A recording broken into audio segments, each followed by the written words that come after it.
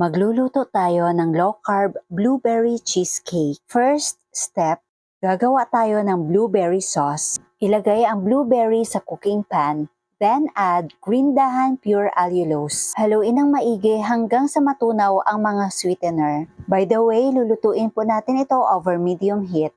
Now add green dahan xanthan gum. Haluin ulit ng maigi. Then add vanilla flavor. Ang list of ingredients ay ilalagay ko sa last part ng video na ito. Kailangan ma-achieve natin ang thick but runny consistency. Then let it cool. Sa isang separate na cooking pan, maglagay ng green dahan coconut flour. Lutuin natin ito over medium heat hanggang sa ito ay maging light brown.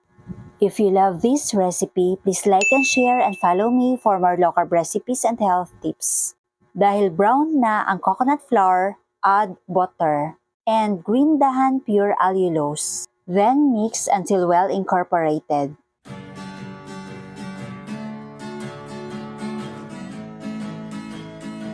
Now, gradually add all-purpose cream at haluin ng maigi.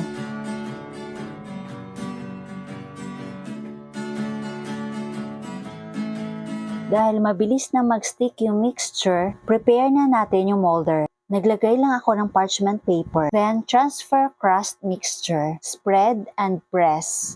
Kailangan pantay lahat ng sides.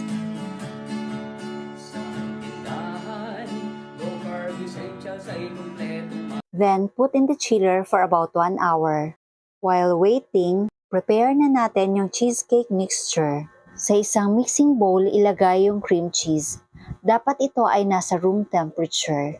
Then whip using electric hand mixer. Tuloy lang ang pagwi-whip hanggang sa ito ay maging fluffy. Then gradually add green dahan pure allulose. Katulong mo sa pag-ayos ng iyong kalusugan. Marami kang pagpipilian sa Cheddar's Trindahan. Baking essentials, condiments, nuts and seeds, healthy oils, coconut products. Kapag natunaw na lahat ng sweetener, set aside muna natin ito. Ngayon, prepare naman natin ang gelatin. Sa isang maliit na bowl, maglagay ng green dahan gelatin powder. Then add hot water. Haluin ng maigi.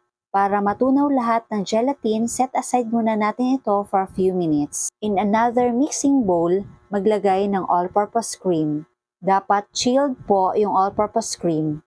Then whip using electric hand mixer. Kapag ito ay nasa soft peak na, add green dahan vanilla flavor. Then mix very well. Superfoods, herbs and spices, low-carb breads, kakaning, at may sugar-free ulam pa. Happy ang pamimili sa Cheddar's. Tuloy lang ang pagwi-whip hanggang sa magiging double yung volume. Then gradually mix all-purpose cream and cream cheese. Green dahan! Tindahan, low carb essential sa ikumpletong matatagpuan. Katulong mo sa pag-ayos. After mahalo yung dalawang mixture, gradually add gelatin. At haluin ulit gamit ang electric hand mixer. Paalala, huwag po i-overmix ang ating cream cheese mixture. At ready na ito i-transfer sa molder.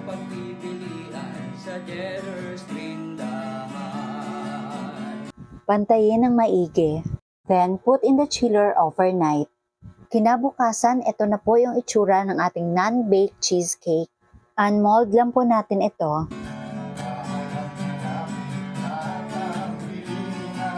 At dahan-dahan ilagay ang blueberry sauce toppings.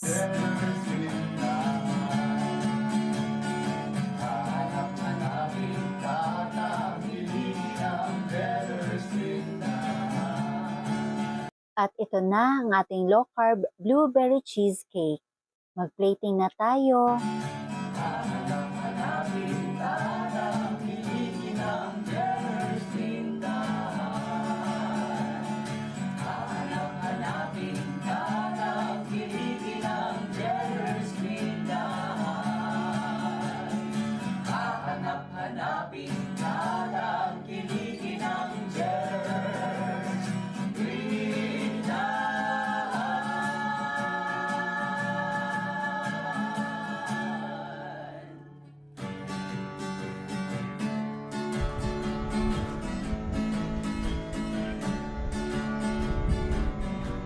Tikman natin.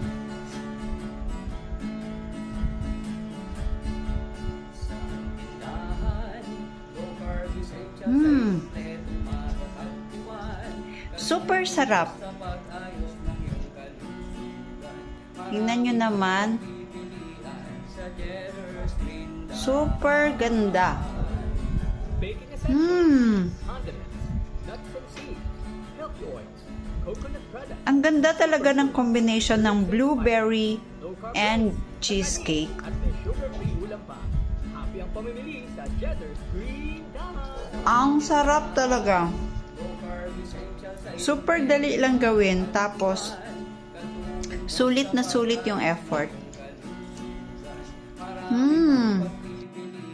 sa Jetter's Linda. Sobrang sarap talaga, promise. You must try this. Diba, ang ganda-ganda. For birthdays, anniversaries, reunion,